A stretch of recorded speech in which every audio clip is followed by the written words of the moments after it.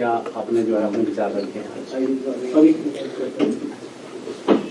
निश्चित तौर पे आज विधानसभा के अंदर मुझे भी राज्यपाल के अभिभाषण पर जो धन्यवाद प्रस्ताव आया है उस पर बोलने का मौका मिला, और मैंने अपने भाषण में जो भी कमियां हैं उन कमियों को वहां पे उजागर करने की कोशिश की। लेकिन मुझे इस बात का दुख है कि लोकतांत्रिक तरीके से जिस प्रकार से कोई विधायक अपनी बात वहां रखता है, उसकी बात को वहां पे जो है वो काटा गया और मुझे ये कहा गया कि ये जो बातें हैं ये नहीं बोलनी चाहिए। मैं आपके चैनलों के माध्यम से जो पूछना चाहता हूं कि क्या अगर विधानसभा के अंदर जो भर्तियां हो रही हैं, अगर उन भर्तियों में किसी प्रकार की कोई कमी है, क्या वो विधानसभा में उसके बारे में नहीं बोला जाएगा? और मुझे इस बात का दुख है कि विधानसभा के अंदर ये संयुक्त निदेशक व मुख्य प्रवक्ता है हरदयाल भारद्वाज जी कैसे डिक्टेटोरियल एटीट्यूड से ये लिख रहे हैं कि विधानसभा अध्यक्ष का पद संवैधानिक है, संवैधानिक पद के ऊपर बैठकर आप असंवैधानिक बातें करें, ये तो कभी नहीं चलेगा। और हिमाचल प्रदेश के लाखों बेरोजगार युवक जो नौकरियों की तलाश में बैठे हैं, उनके साथ जाकर कोई भद्दा मजाक होगा तो क्या उस भद्दा मजाक के बारे में बात वहां नहीं रखी जाएगी? नौजवानों की बात वहां क्यों नहीं रखी जाएगी? और ये इसलिए रखी जाएगी क्योंकि जो वहां पे भर्तियां हुई हैं उनके बारे में किसी न किसी प्रकार का प्रश्न चिन्ह लगा है। और मैंने तो ये भी बोला है कि हमें, आप ईमानदार व्यक्ति हैं, कौन कह रहा है कि आप बेईमान हैं, लेकिन आप यहाँ पे बात तो रखने दीजिए। जब किसी एक गांव के दो बच्चे लगेंगे तो मुझे बताइए क्यों नहीं प्रश्न चिन्ह लगेगा? जब कुछ भी विधानसभा क्षेत्रों के जो बच्चे हैं उनको वहां रखा जाएगा। और मुझे तो यह भी पता लगा कि JOIT की जितनी पोस्टें थी, बाद में जितनी पोस्टें की हैं, जब रिजल्ट निकलना था उससे पहले की कैबिनेट में उसमें मंजूरी ली गई है। और एक उदाहरण दे रहा हूं आपको कि on recommendation of the selection committee the honourable speaker is please to offer appointments.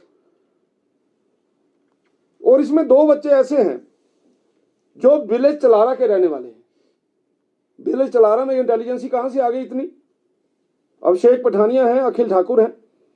और मुझे तो यह पता लगा है कि जिन लोगों ने वहां एग्जाम दिया उस एग्जाम में एक बच्ची के 100 नंबर हैं, लेकिन उस बच्ची का नाम नहीं है मेरिट के अंदर। और मैं ये चाहता हूं अगर इस प्रकार के विषय आए हैं, लोग बोल रहे हैं, चर्चा हो रही है, तो क्या इसकी इन्वेस्टिगेशन नहीं होनी चाहिए? अगर आप ईमानदार हैं तो इस प्रकार की आप जो अपने प्रवक्ताओं से आप बुलवा रहे हो, आप तो ऐसे बात कर रहे हो जैसे कहीं इमरजेंसी लगी है, गवर्नर रूल है लगा हुआ, जिसके कारण से कि व्यक्ति कोई बोल नहीं सकता। इसलिए मुझे ऐसा लगता है कि बेरोजगार युवकों से, हिमाचल प्रदेश के बेरोजगार युवकों के साथ अगर कोई मजाक हो रहा है, अगर कोई भद्दा मजाक कर रहा है, तो उनकी बात को विधानसभा में उठाना अति उचित है।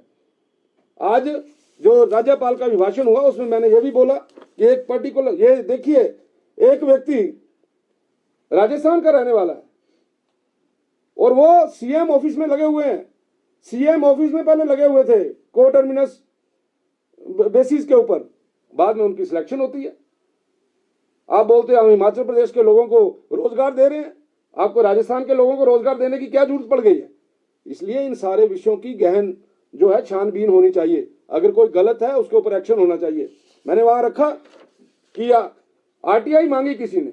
धर्मपुर विधानसभा क्षेत्र के अंदर बहुत बड़ा अवैध कटान हुआ है और उस अवैध कटान में इनकी पार्टी के महत्वपूर्ण व्यक्तियों के नाम है, उनके परिवार के व्यक्तियों के नाम है। और फॉरेस्ट मिनिस्टर तो आज की तारीख में CM साहब है। और वहां पर जो अवैध कटान हुआ है, क्या आपने किसी अफसर के ऊपर कोई एक्शन किया? आपने किसी को सस्पेंड किया? आपने अपने पार्टी के लोगों के ऊपर कोई प्रश्न चिन्ह लगाया? कोई जवाब नहीं है इनके पास।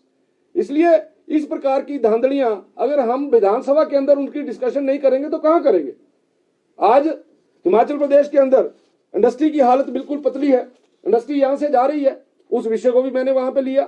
मुख्यमंत्री स्वावलंबन योजना का 250 करोड़ जो रुपया है, यानी आप ये कह सकते हैं कि सब्सिडी की बात मैं कर रहा हूं, और वो सब्सिडी पेंडिंग पड़ी हुई है, मिल नहीं रही है। और मुख्यमंत्री स्वावलंबन योजना के अंदर जो केसेज है वो आने बंद हो गए हैं।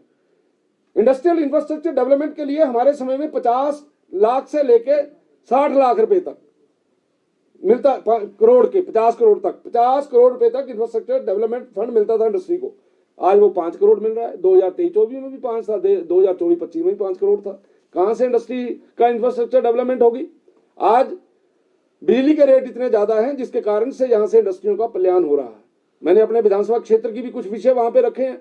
मेरे डाडासीबा के अंदर मिनी सेक्रेटेरिएट है, करोड़ों रुपए में बना है, और उस मिनी सेक्रेटेरिएट के अंदर आज की तारीख में एक भी दफ्तर नहीं है। प्राइवेट घरों के अंदर दफ्तर चल रहे हैं। प्रश्न लगा था, माननीय मुख्यमंत्री जी ने उसका जवाब देना था। और इसी तरीके से कांग्रेस के हारे निकारे नेता वहां पे अगर किसी प्रकार का कोई भ्रष्टाचार होता है तो उस भ्रष्टाचार में जो फंसे हुए लोग हैं उनको बोलते हैं कि इनको तो विजिलेंस ने जो है वो गलत पकड़ लिया है। वीडियो 10,000 रुपये लेता हुआ पकड़ा गया, रिश्वत लेता हुआ पकड़ा गया, और वहां के जो नेता हैं वो कह रहे हैं कि इस जो वीडियो है इसको गलत फंसाया गया है। इस तरीके से भ्रष्टाचार का बोलबाला हिमाचल प्रदेश के अंदर है। एक ही परिवार के बाप को और बेटे को 40 टेंडर जो है वो डिस्ट्रिक्ट सिरमौर के अंदर दे दिए जाते हैं पीडब्ल्यूडी डिपार्टमेंट के अंदर। और मेरे वहां पे जहां पे मेरा डिवीजन बना हुआ है उस डिवीजन के लिए हमारे समय में पैसा दिया हुआ है, लेकिन उस डिवीजन की बिल्डिंग आज तक नहीं बनी। ये सारी की सारी चीजों को मैंने वहां पे उठाने की कोशिश की है, लेकिन मुझे दुख है इस बात का कि माननीय अध्यक्ष जी ने वहां पर मेरी बातों को काटा है, मेरी बातों को रोका है। जो मैंने भाषण दिया है उस भाषण का के बहुत से अंश जो है वहां पे काटे गए हैं। लेकिन मुझे इस बात की खुशी है और मैं धन्यवाद करना चाहता हूं आप सब चैनल्स का कि आप सब लोगों ने उस आवाज को फिर दोबारा से बुलंद किया है। और मैं आपके चैनलों के माध्यम से ये बोलना चाहता हूं कि जहां पर भी गलती हुई है, जहां पर भी भ्रष्टाचार हुआ है, जहां पर भी किसी प्रकार का प्रश्न सरकार के ऊपर लग रहा है उसकी पूर्ण रूप से जांच होनी चाहिए। पूर्व सरकार के कार्यकाल में जो स्पीकर थे उन पर आरोप लगा रहे थे कि उनके समय में भी इस तरह की भर्तियां हुई है और जांच वो करेंगे, उसको लेकर सुप्रीम कोर्ट से भी डायरेक्शन आई है। कब जांच करेंगे? जब सरकार चली जाएगी। दो साल से ज्यादा इस सरकार को हो गया। अगर हम लोगों ने कोई भ्रष्टाचार किया है, हम लोगों ने कोई गलत नियुक्तियां की हैं तो 2.25 साल में तो ये निकाल नहीं पाए। 2.25 वर्षों के अंदर तो इनके पास कुछ है नहीं।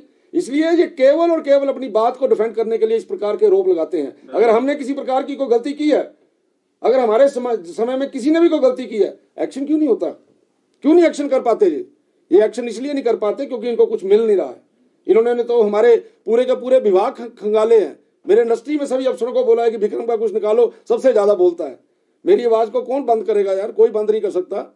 आप सब लोग मेरे साथ हैं तो हमारी आवाज को कोई बंद नहीं कर गया। लेकिन एक बात मैं आपके चैनलों के माध्यम से स्पष्ट कर देता हूं, 2.25 सालों के अंदर इनसे कोई बीजेपी का कोई भ्रष्टाचार नहीं पकड़ा गया, बीजेपी की कोई कमजोरी नहीं पकड़ी गई।